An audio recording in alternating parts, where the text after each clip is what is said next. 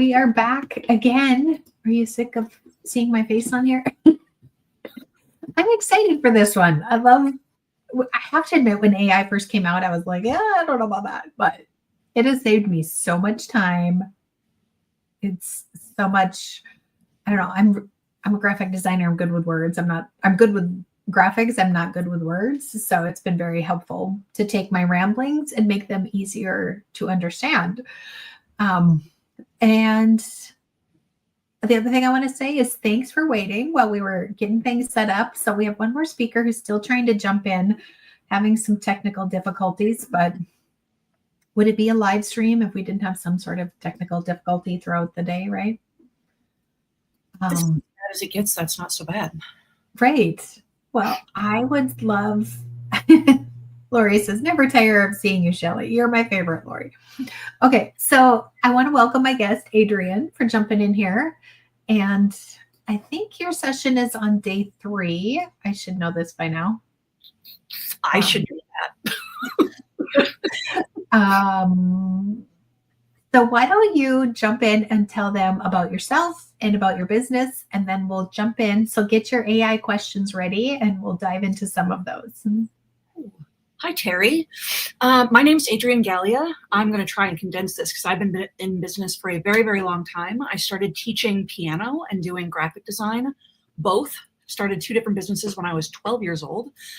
And fast forward a lot of years, the piano studio grew into a performing arts school where we had half of it was education for voice act or music, acting, and dance, and then also a professional theater company. So I'm less on the craft side of creative business and more on the performing side of creative. Oh, thank you, Cammie, my glasses. And then the pandemic happened and things went nuts with in-person businesses. The arts was not a great place to be. And I transitioned to working online. I do business consulting. I've worked with some really phenomenal businesses in the last 5 years. And I now run a company called Visionaries, which is community networking and events and education for business owners. And I've also, as sort of like a side project, started something called the Bundle Exchange, which I don't know if anyone here had picked up the Crafter Bundle, which I know some people have joined from. So that's in a nutshell. And I use AI for all the things. I'm excited to chat about this. Like all the things. All the things. All the things. Yes. Okay, so I went and looked while you were chatting, and you're on day 2. And she has a really good funnel. So if you're not familiar with funnels, if you're getting those email subscribers to buyers, if you're getting those social media followers to email subscribers to buyers, you're going to enjoy her workshop coming up. I left that part out. I've also run an agency that did done-for-you funnels and Facebook ads. So yes. I've got an eclectic background. Right. We've been around. This is not our first rodeo. Right. All right. So who here, we're going to talk, I think first let's run through the tools that we use that are AI. So if there's anything AI that you use, let's talk about that. But if you're watching us, I would love to hear what your AI questions are, what, I don't know, like excites you about AI, what scares you about AI, all the things.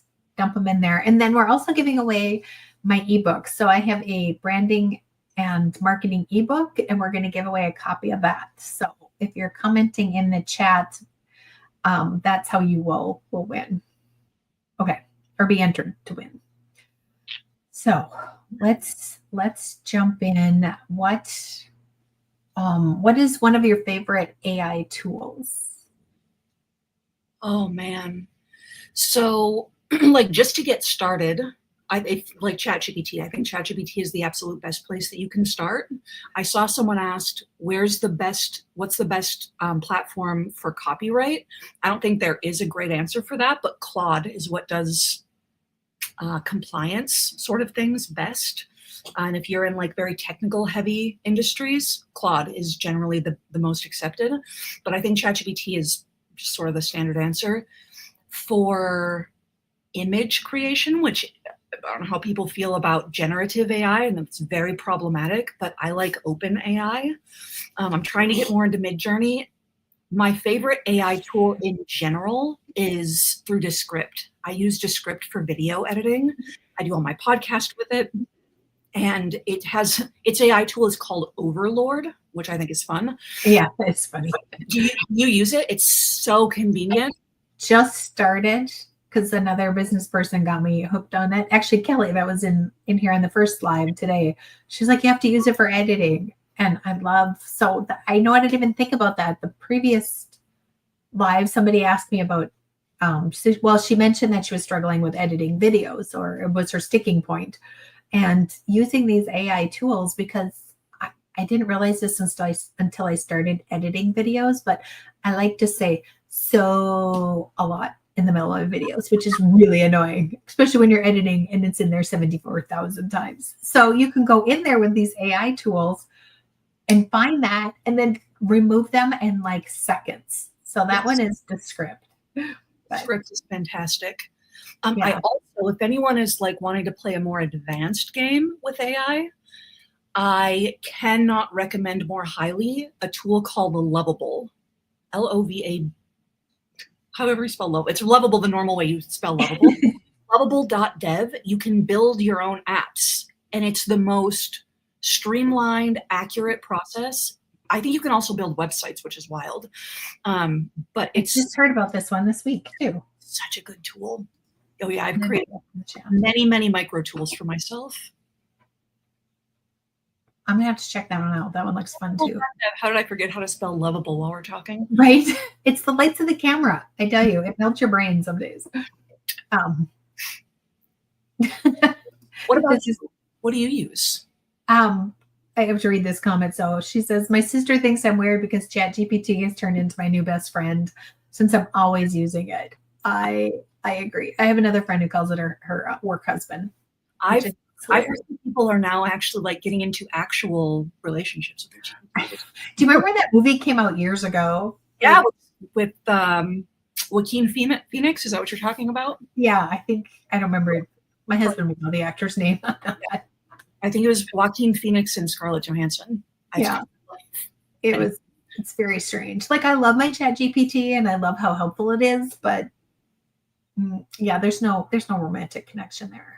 I do call him Chatty because he chats a lot. He does chat a lot. I would love a survey in the comments to know who here is team saying please and thank you to AI for when Skynet activates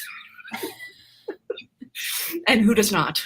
Right. I do that because I want my copy to be polite. So I talk to it the way I want it to talk to me. I don't know if that really helps, but although sometimes I tell them he's off his rocker and I don't know where he made up this crap. So it's not perfect. It's not perfect. So I love there's a whole string of people saying, yep. Yep. I love that. Yeah. Skynet is actually near. I've had a whole existential crisis around that one. AGI really, it's on its way. Crazy. Yeah, it is. There's a lot to it. Like, it feels like it can be a very heavy topic, but I also think right now where I am this week, I never could have pulled up putting the whole summit together without AI.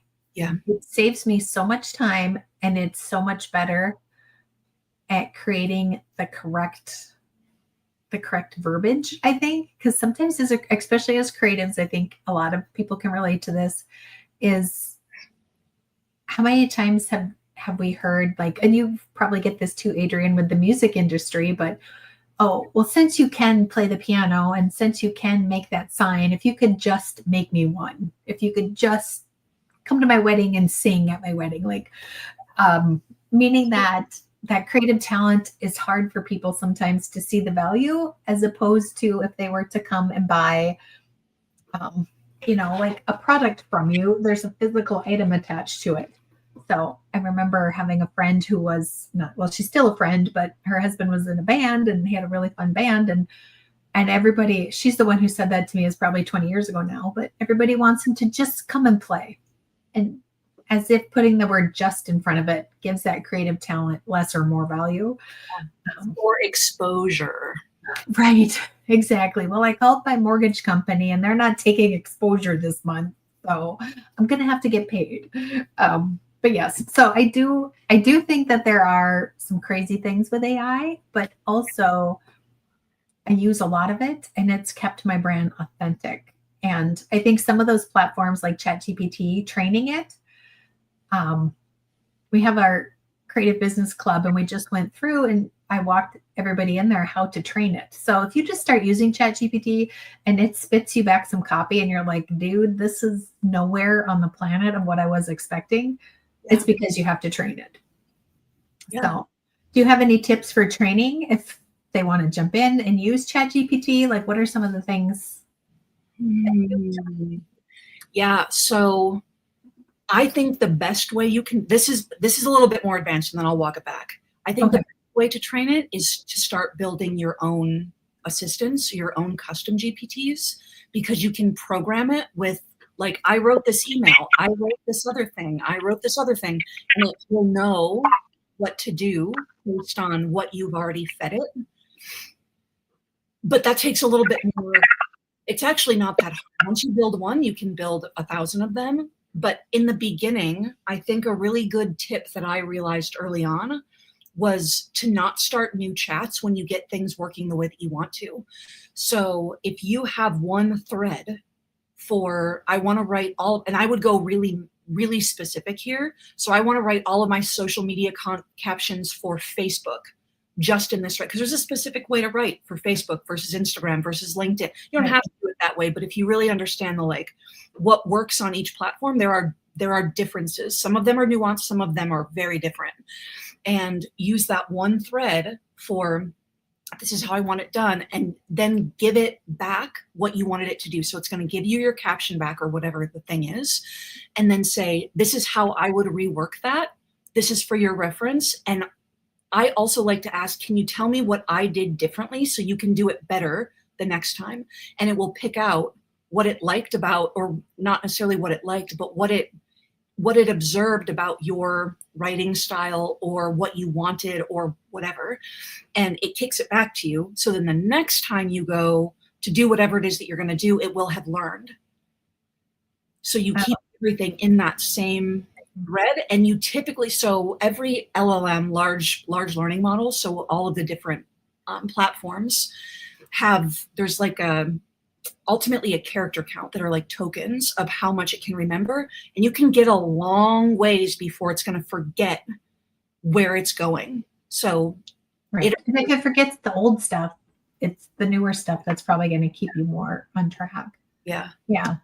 Okay, let's see. Carrie now has jumped in. Do we have volume? I hope so. Do we? Yes. I do. I can hear you now.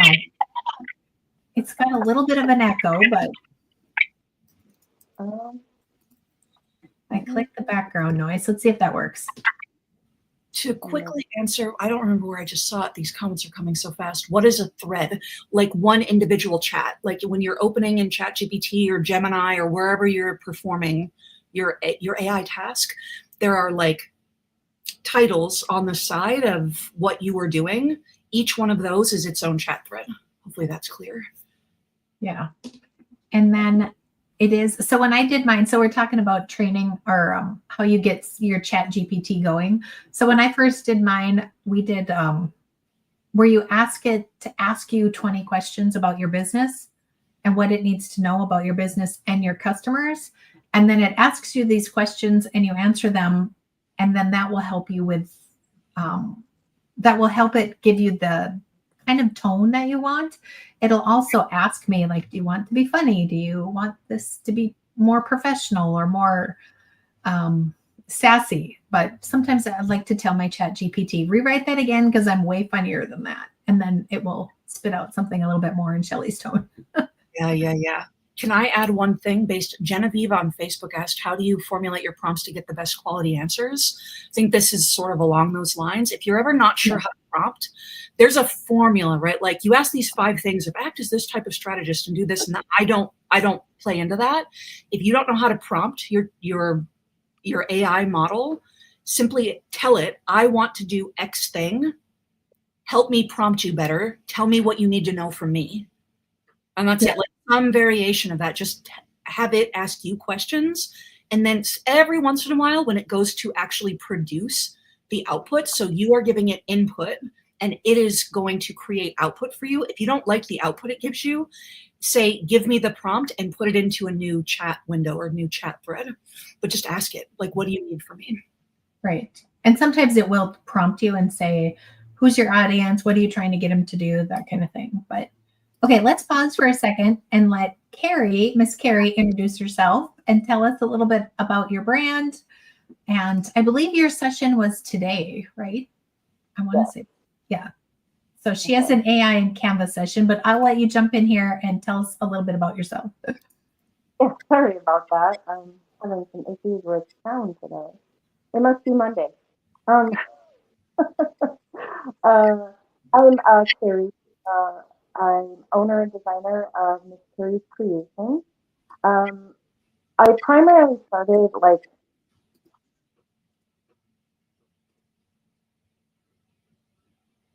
like in-person classes, and then 2020 hit, and I ended up going online, which then I had to do a whole change to my business.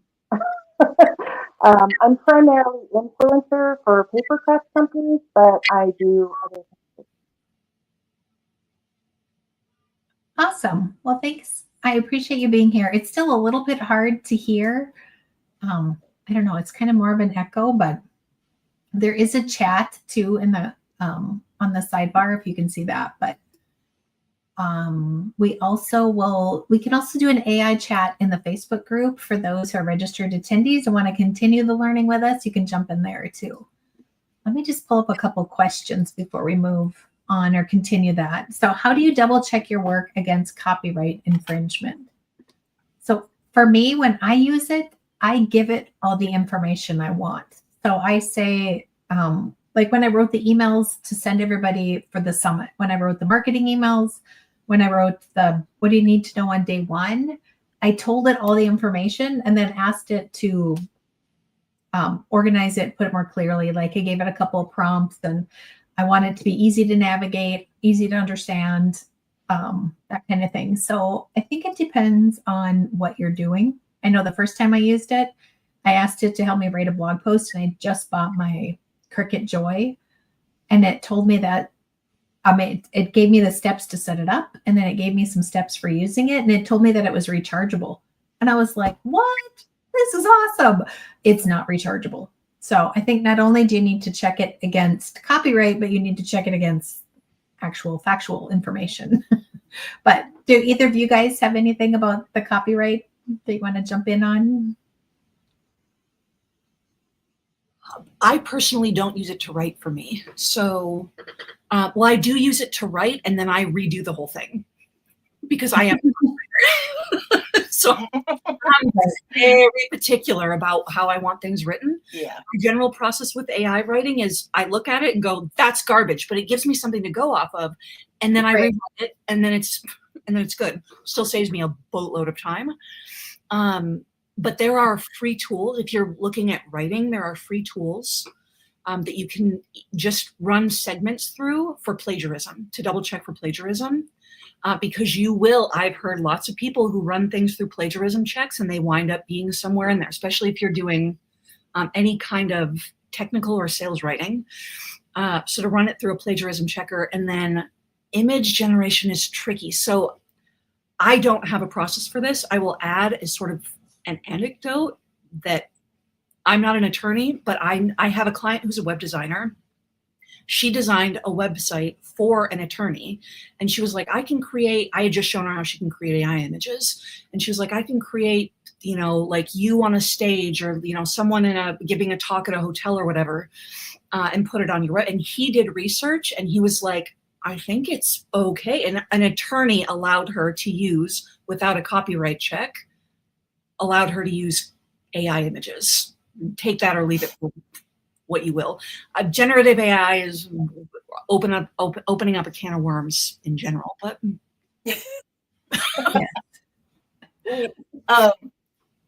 I guess I'm gonna look at it on our other end. As creators, sometimes our stuff gets taken. Something you need to be aware of, that if you're using like an open AI that you don't have a subscription for, you need to understand that what you're agreeing to is you're basically feeding the AI, and they can use whatever images you've input to it unless you've purchased a subscription service. So like Copilot, if you have Copilot through Microsoft, in their agreement, it does say that if you're doing a paid subscription, your images are private and they're not shared. But if you're using like Open Chat GPT that's free, you are basically just feeding the AI, and they can then use and promote those images to other creators who say, generate me an image. So on the, I guess, opposite side, that's stuff people need to think about also. Yeah. And I think in the Chat GPT, so there is, just to clarify for those who are new to it, there is a free version and there is a paid version. So like Adrian said, it runs out of memory. And then if you pay, you can add to it. But I liked with the paid version, you can shut that off. So you can say the content I upload is for me only. And then the other thing, I don't know how good that is, but it says that in there. And then the other thing that I like is it gives me project tabs. So I have a project folder. And then like Adrian was saying about the thread, when you start typing and chatting with it, and I have a folder for projects, so I can put those in there. So I can have an email chat in that folder for the summit. And then I can have scripts for the lives and those kind of things. Not that I do scripts because I just like to ramble, but it's good to have a focal point, right? So those kind of things can be helpful too. And let me see, there was okay, so we answered that one. There was another question here. Here's one of my business hacks. I use it to make weekly menus so I can spend that time on my business instead of trying to figure out what's for dinner. And I think right now there's a viral going around. If you upload your receipt to it, it will tell you how you can save money with it, and then tell you meal ideas too. So yeah. I thought that was interesting. I had recently, I did some blood work with the doctor, and he came back and said some things, and I'm like, I don't know. I'm trying to go more on the naturopath kind of side. I honestly uploaded my screenshots of the blood work tests, and I uploaded my goal on how to fix the blood work, and it gave me some crazy, remarkable. Now, let me put a disclosure. I'm not a medical, and I do not give medical advice. But, when you open up some of that stuff and you look at it, you're like, I don't know what this test means. I don't know what this blood work is tested for. And I was surprised on how clear it was, because now the follow-up with the doctor is a text message saying, you're fine, come back in 6 months. So anyway. Yeah. Also, like if you're willing to upload like bank statements or finance statements, you can have it like, where do I have give me all of my subscriptions, tell me everything I'm paying for monthly, where can I cut things out, where is there overlap, where's potentially a better tool that I can use for this and pay less for. All kinds of crazy things it can do. Right. And I think there's an app for that, and that's probably how they came up with it. Yeah, probably. Yeah. There's also I use ClickUp to keep track of all my projects, because I work with a lot of different companies and everybody's different. And ClickUp, because I time all my projects so that I know how much time I spent, ClickUp's AI will, you can have it kind of generate what you've spent most of your time on through the week, which is really nice, because then I can be like, oh, I spent way too much time on my newsletter, or I spent way too much time working, on that reel. Right. So. Which is probably true, right? Yeah. I do think, so there's some comments about people being leery about uploading your stuff. This reminds, was that thunder over there, Adrian? Yeah, I cannot believe you heard that. It sounded like a bomb was going on. It was very loud on the first live we did today. I have this little box back here, this little printer drawer, and some of this stuff fell out of it when the thunder hit. It was so loud. It was funny. Anyway, so in the chat, there's some questions about that. And I feel like right now I am seeing businesses who are not using AI, whether it be apps, like Miss Carrie just said about, the apps tracking her and those kind of things, like not using some of these AI tools are going to end up leaving your business behind. So there was a comment, and now I love that they're coming in so fast, but now I don't know where it went, but it was something about them stealing our content. And that also reminds me of when we first started putting stuff on the internet, and we would put a picture of like something that we painted, or we'd put a digital file up, and the idea was just to cover it in watermarks so nobody could steal it. But really what you're doing by keeping that in your bubble and not putting it out into the world is all that did was deter those people who probably wanted that painting or wanted that digital file. So speaking to the right customer and not trying to keep it from the bad ones is one of those things too that can help make or break it. It looks like there's a question about Carrie's checklist, so we will look at that in the Dropbox or in the Google Drive here when we're done. So I did see your comment, whoever put that out there. Let's see. Here's a new comment. Has anybody used Grok? Is that how you said that? Grok. It's the Elon Musk AI. You guys use that one? I haven't heard of it. I didn't know how to say it. I have not. I haven't. Yeah. Is it in Twitter? Is it directly into? I don't know. I actually don't know. Yeah, we'll have to look at that. Okay, this is a very good question. So when you're starting out, how did you decide what things to get a membership without breaking the bank? So I think as we start to go through the summit and we hear about, oh, this person loves this tool and this person loves that tool. And again, like we're talking about, ChatGPT was free, but now it's $20 a month. So how do you guys decide which subscriptions or memberships I think it kind of comes down to time. I feel like you mentally get to the point where you're trading time for money or money for time. And if you don't use some of these tools as you grow, I think you just know when it's time. Yeah, I think where are you already spending your time? So if you're doing, a lot of like you're doing a lot of ideation, or you're wanting to do more ideation, you need help with it. Like, where do you need the most help, and what are you already doing? Get the tool that's going to be a solution for you for that. And all of these, like ChatGPT, I'm 99% positive we can't even buy an annual.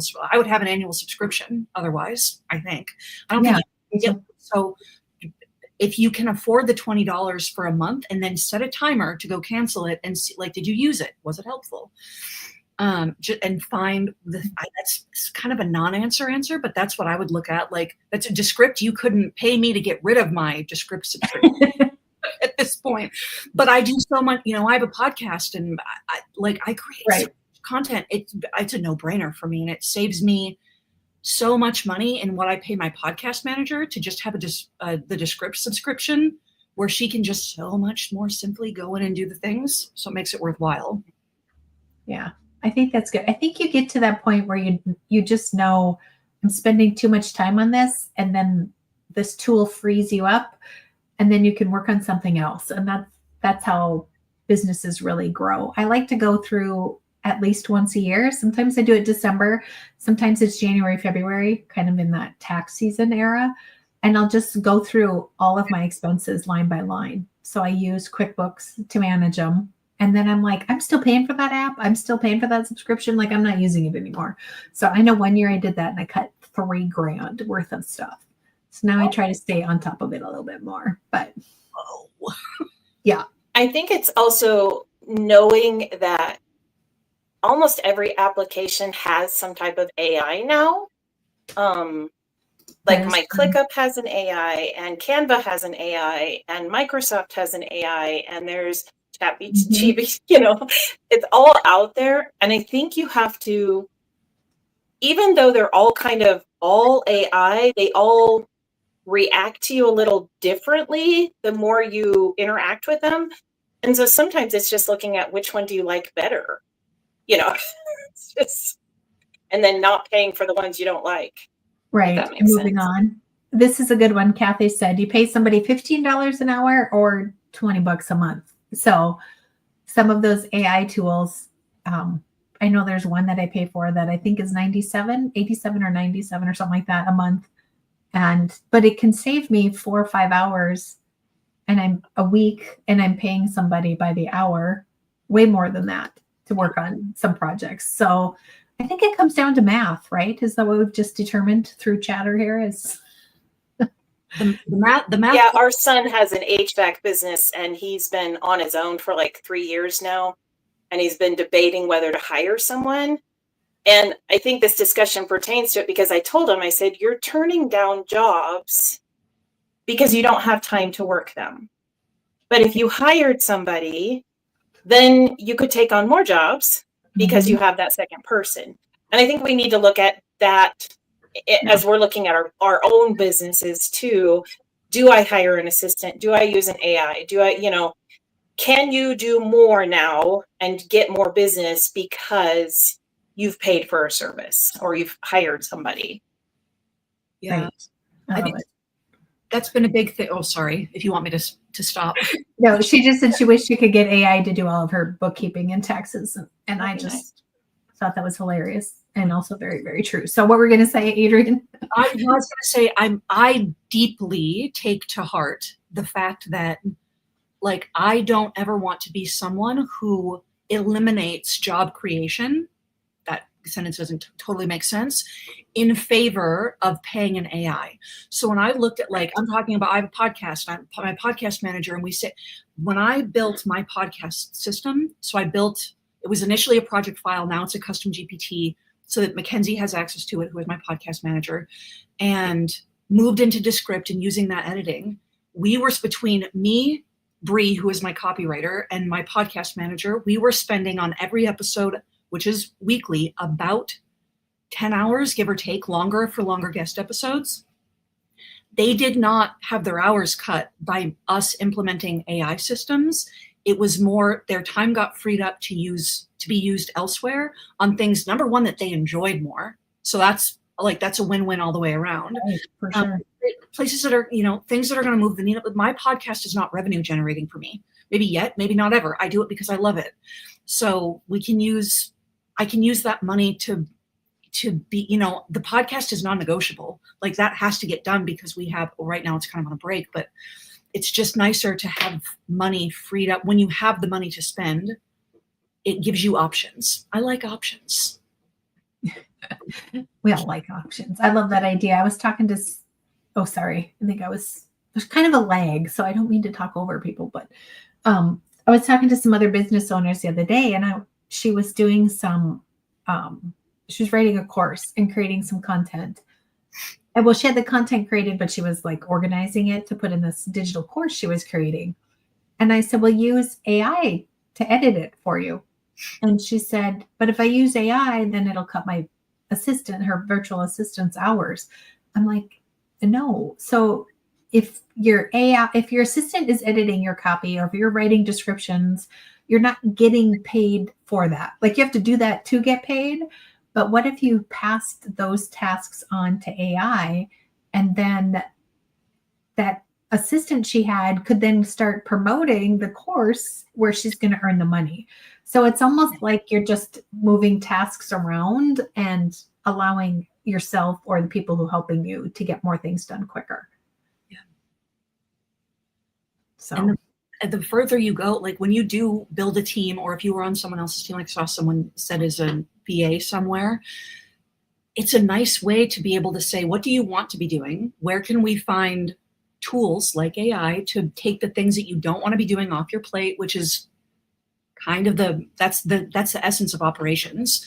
We're going to take these things off your plate and make it more efficient, and you are going to like your job better, and things are going to get done fast. I think AI can be everything has the dark side of the force and the light side of the force, and AI is very much that way. And I'm just trying to keep my blinders on with the light side. I'm going to do everything that I can to use it in a way that's going to be beneficial for my little community and the larger community and larger humanity as much as that's possible. Yeah. In the whole, right? Yeah. I know. Amanda says, you definitely need to check AI. It's not infallible. So going back, it does make mistakes. Even this morning, I sent out another quick email and I put in the copy I'd already had written. I'm like, can you shorten this down? I want to just send one more quick blurb to the people on my list. And I told them it was Monday and it starts today on Monday at 10 a.m. So we've got like an hour or whatever. And it came back saying, hey, don't forget to watch tonight's Sunday night pre-party. I'm like, dude, like check your calendar. So I call him a dude. I don't know why, not to be mean, but he thinks he knows everything, but he doesn't. Love to know anyone in the chat. What have you named your chat GPT? I call mine Chatty G. Chatty G. I call mine Chatty. Did you name yours, Carrie? A little bot. Little bot. That's cute. I have another business friend. She calls hers husband. I think I told you her husband, her work husband. That's funny. Let me see if there's any more. Oh, the bot. I enjoy that. Yeah. The questions were coming so fast. There were a ton of questions at the very beginning, and I was like, I want to get to all these. Yeah. I know. Let me see. Does anybody have a question that was answered? Because there's like a bazillion comments on there that did not get answered, and then maybe we could bring it up again. I don't know, Shelly, if this would be helpful for you in big chats like this. I love when people write in all capital letters question and then type the question, so it's easier to filter through. Yes. I'm using that moving forward. We have 6 more lives to get through. Not today, thank God. It makes your questions stand out so much easier. Yeah. But I love the chatter. Like, keep chatting, guys. I love the chat. Yeah. But and I did go in and remove the ads that were showing up on my page because I realized that they are saying download the PDF, and those are just auto Google ads. So I did take those off of the download. I think that was confusing people. all right, perfect. Okay, we do have a question for you. So somebody watched your class and they said it was very helpful. So thank you, Miss Carrie. Can you use Canva to bulk create with a different design each time? Okay, so when you are in my class, I talked about that you design like your main image, and then you input where you want the words to be. Basically, you can do as many different images with the little word as you want. So I do have multiple images. I was just trying to like really make it basic in my class by just showing you one. But yeah, you could make a bunch of different images and replicate them or change out. Like I'll go in and Canva has the option that you can change the color palette. So like you could make one design and do a spring color palette and then do a fall color palette and do a winter color palette. And it's the same thing, but you just, change out the color palette. So I think there is a way to do like multiple AI images in there. I think I played with it, but I don't know if it goes like exactly with your system, but kind of on a different level. I'm sure there is, right? Yeah, with bulk create, you can not only add the text, you can also add images and links and all kinds of things when you fill out that table. But like I said, I just kept it super basic for the class. Okay. Perfect. KB says, do any of you offer an AI course? This is all Greek to us. We did recently so I have the Creative Business Club where we meet once a month and we talk about different, there's a different workshop. So I give kind of a workshop like you're getting with all the lessons here in the summit. And then I do worksheets with it to help you get the project done. And 2 or 3 months ago, we did a bunch of AI stuff. And then after that, we did some social media content creation that kind of took that lesson with AI and stepped forward. But do either of you guys have any other tools or things that you guys offer with AI? I really should start teaching courses. I haven't gotten into that yet. I have a membership that is brand spanking new. So it's like, as of today, brand new. I just launched it for founding members, which is until Wednesday at 7 p.m. Eastern Standard Time, 4 p.m. Pacific, going to be only $15 per month. But that even like watching some of these questions, I'm like, oh, Chelly, I don't know if I'm going to be able to get to these questions after we're done. I'm like, there's so many like very rudimentary. What are the foundations, fundamentals of how to use AI that I really want to go back through and look at how to answer them, because I'm thinking about what I've already created and going, this is already too advanced for someone who needs like very, very basic. So I wrote myself a note. I will create an intro to AI course. Yeah, there you go. Be a natural like lead magnet into my membership anyway, and then it would help people. So if you want to say, if anyone who said I want an intro to AI course, if you send me a DM on Instagram at Visionaries Online, I'll put it in the chat at Visionaries Online. I'll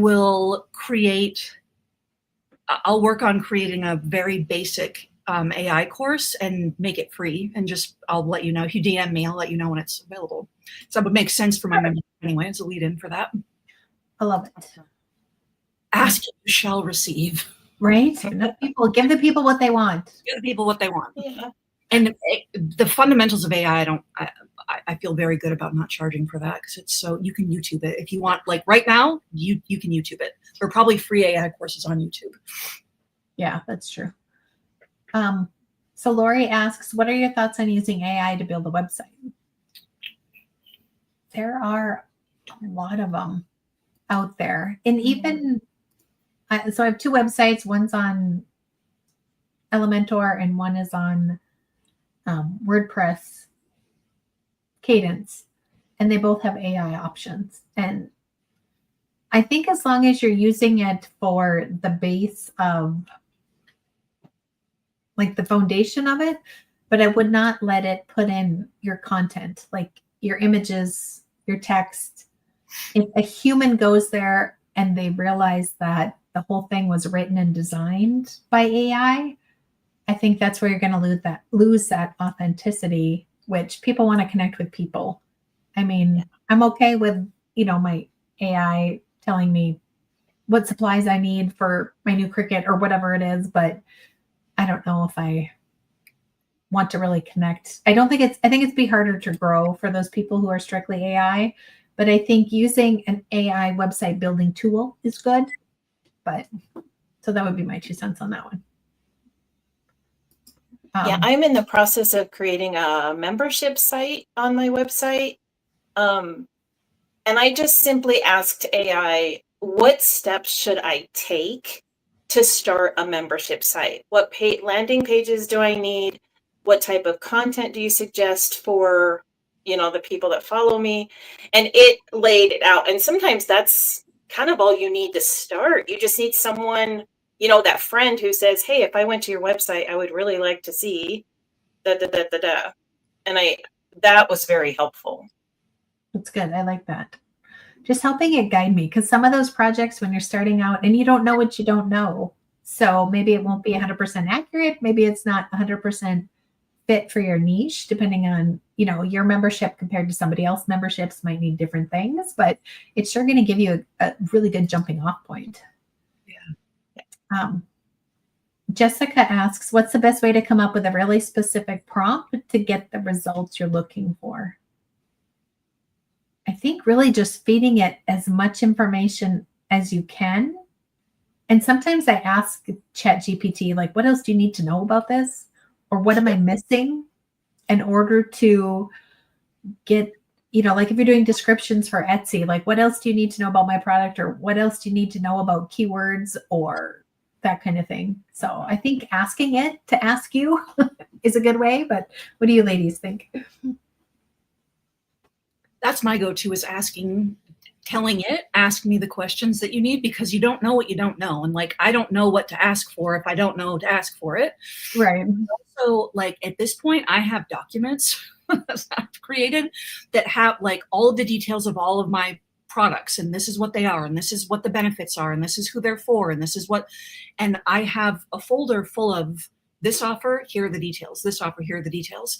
I have, if you have a brand palette, color palette that you can download and you save it, and you have your, your brand design folder in general that has all the fonts that you prefer to use, and what do you use for headlines, and what do you do for your paragraph text, and in it, if you give it in a document and you can just I don't know if this is just for if you have a paid version, because I have the paid version. I think you can do this on the free version, but you can just drag it and drop it and say, I want you to follow these guidelines. So that's not exactly the prompting of it, but you can give it a lot more context because you can give it a lot more information through an actual document.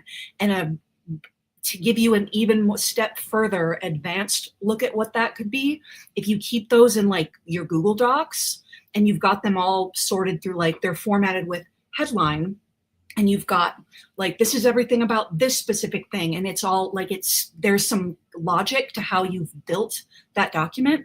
You can download it as an .md, which is a markdown format. And it's platform agnostic to any platform that you could upload it to. It will read your formatting. So it will know exactly how you want it laid out versus a doc. It's just going to read every single word verbatim straight through. It's not going to see that like, this is my headline for this section. Yeah, I think it helps with that one, but yeah, helps organize it. I think that's good. I also like to tell it, act as my email specialist, act as an Etsy SEO keyword specialist. So telling it exactly what you want to do. And then I also like to put in there the end result. So I want people to sign up for the summit. I want people to visit my Etsy page and buy these earrings. Like put in there what your goal is, and then it'll come back and tell you a lot of information that way. So did you have anything to add to that one too, Carrie? So both ChatGPT and the Microsoft, I just like blanked. They do have now where they basically keep a memory of past things that you've input. So I mean, since I've been using both for over a year now, I will put things in there like, I'm writing a blog post. Please use the previous setups that I've shared with you before and take information from previous projects to determine, what kind of post you should create. And then I'll explain what the post is about. And so now that both of those kind of have a memory built in where they can pull from previous input that you've put in, that tends to go a lot faster. So the thing to remember is once you get moving with them and you're using the exact same program over and over, they do have a memory component that they can then go in and pull from. Love it. Okay. And I think that another question was, how do you formulate your prompts to get the best quality answers? And I think ChatGPT is only as good as what you can feed it. Yes. So if you give it that information and, like Adriane was saying, keep documents so you can have them handy. And once you start to do it, you don't have to continuously upload those documents every single time. Like it reads them and it retains them. Yeah. If it starts to run out of memory, that might be where you'd have to upload them again. Yeah. If Casey, anyone session. Oh, sorry. Go ahead.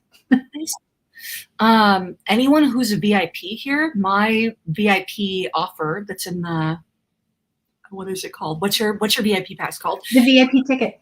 The VIP bonus section. The bonus that I contributed to that is it's called AI CEO Sidekick, and it is a database of a little bit more than 450 prompts that all follow a very similar structure. So like there's a lot of prompts in there. And if you go through it and you reply to the email that you originally get from me and say, I want more prompts for this, I'll probably create them. I give the people what they want. Right. There you go. So you can get the VIP pass for $67 through Thursday at midnight. So you can go ahead and grab her ChatGPT. And I want to say that there was another AI thing in there. How do I not have them all memorized by now? But anyway, there's tons of other bonuses in there as well. But that one right there, this kind of goes back to those, how do you know what to do? Like, how long is it going to take you to research all those and find those and figure out how to work them? So that's where one of those tools where it can save you some time. Is ChatGPT really used to advance your business to justify $20? 100%. Like for that $20 a month, saves me hours and hours now every day. Goodness. I probably, so for my $20 per month, plus, so I pay for ChatGPT, I pay for Descript, which I use Descript for more than just the AI tools. But AI tools, I probably use a total of around $50 a month, but I save about 100 hours per month. So we're not even going to say what I would personally bill for those hours. Let's just say like in team hour, if I'm saving even 30 hours of team hours in a single month, for me personally, that's anywhere between $20 and $40 an hour. So let's say 30 an hour on average. That's a savings of what, $900 a month for my $50 all day long. But you got to, make it make sense for you if the math doesn't math because you don't have the. Right. Like eventually those things do make sense. Yeah. Yeah, I completely agree. Like I said, in the program I use to keep track of stuff, I set a timer for everything. So how long does it take me to create a video? How long does it take me to edit photos? How long does it take me to do a blog? And when I was originally doing projects for companies, it would take between 12 and 18 hours for me to do all the things. And now I have cut that in half. Just by being able to throw some things into AI. And I mean, I still edit my own photos. I still take my own pictures, but being able to write up things and scripts and stuff is so much faster. Right. And if you're getting paid to do some of those blog posts, I don't know what you're getting paid, but let's just say $300. Well, if you could do another one, that definitely justifies $20 a month. You could do 2 or 3 more a month. Yeah. I thought this was a very good comment from Amy. AI sounds like what her grandfather used to say about the telephone rule. You use it, don't let it use you. Yes. That is so true. Okay, so how do you manage concerns about using AI with your art? I recently went through a community fallout because I used AI art. I think it depends on the community. Like some of them do not care if it's AI. Some people are on Etsy looking for AI art to hang on their wall, but they don't know how to create it. So I think it really depends on your audience, would be my guess, or would be my reply to that. What do you ladies think? Disclose. Right. People feel my legal background just says make sure you're disclosing to people that it's AI. Yeah. And you can also do like Google Pic has it. There's a couple of them. Pop an AI generated image into Google Pic and make sure that it isn't showing up on someone else's site. That is also very helpful. Yeah, that's a very good point. Generative AI is tricky, Matt. Like I work with creative people all the time, and it's problematic. Like I'm not going to deny that it's problematic the way that AI was trained. And like, I think that this is such a nuanced conversation. We could be here for another hour talking about legal, ethical, more like all the conversations that could be had with this, but like, it's always a both and. So I can't see the question, so I don't know the name of the person who asked the question, but like your community is, in every community, you are always going to have people who are both like, I'm open and curious to what this is, and people who are like, no.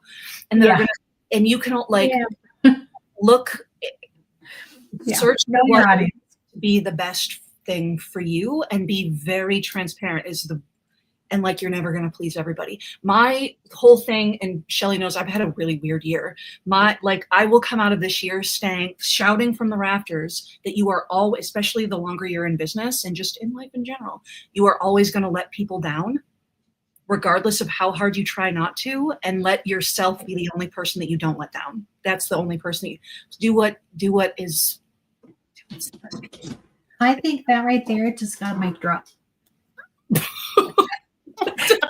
That was my lapel mic that I never used, so it just came in handy for something. That lesson was a hard lesson learned this year, let me tell you. Do not let yourself down. I think that's great, and the bigger you get, the more of those trolls are going to come out. 100%. 100%. Yeah. Well, I think too, as artists, we also question. There's a couple famous artists that take pictures of art and they sell the photograph. And the question among artists is, is that really the art? Is the art the original art that was created, or is the art the photograph that he's making $1 million off of? And I think as creators, we need to look at AI in the same way. Yes, we as creators do not want to lose the art. You don't want to lose that. Mhm. But we are also in a world of technology. And so which route do you go? I don't know. For it me, feels it's like a sticky place. And I think just acknowledging it's a sticky place. And if you respect other people's, and then we try to assume we're going to get that same respect back, it doesn't always work. But I think if you go out and respect others and be authentic about it, it can definitely be something that you can endure. And it will work itself out. It's very new where we're at. And that's why I wanted to put this topic out there. So I thank you guys for joining me. I thought this was a fun comment. Let me throw this up as we're wrapping up here. But Rhonda says, if I upload my photo of my sewing room, will it give me suggestions for rearranging? I do believe it does. Sure will. I love that idea. I think even if you feed it the room size, feed it your desk size, your, bookshelf size, that kind of thing, and tell it you want a walking path, maybe you want an island, whatever it is. I think if you give it some of those details, it will give you a more realistic one, because it might graphically move your room around and show you a new idea. But if you give it the measurements, it could be something that would actually be usable. Yeah. I have one more thing before we're done with it's along the lines of the art stuff, but it's more about your content in general. Is Cloudflare, if you have a domain that has Cloudflare on it, just released, and I think this is going to be more the norm in the future. I don't know if I'm going to say this the right way, but where you essentially get to opt in or opt out of allowing AI tools to scrape your website. So, and it also is planning on, I don't think this is here yet, but where you will also have the ability to opt in for AI tools will have to pay you in order to scrape your content. So it could be good for content creators here in the future if you choose to do things like, if you are creating original content. I don't think you're gonna be able to do that if you create AI generated content and then ask it to scrape your website.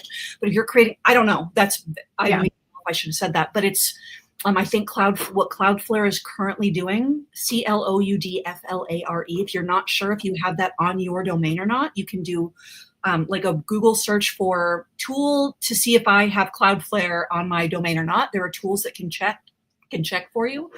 But I think that's going to be moving forward. We're going to see more of that happen through data protection. And I think it was a solid move for moving forward with all the craziness happening with AI.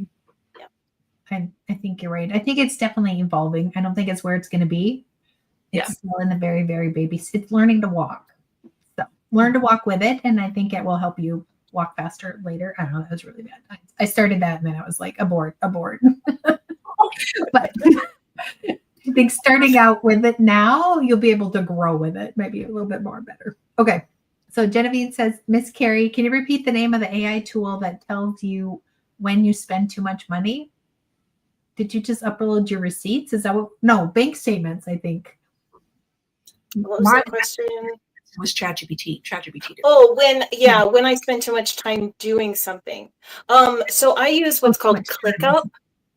ClickUp is kind of like Monday or Basecamp. It's just a planning app, but it has a timer option on it.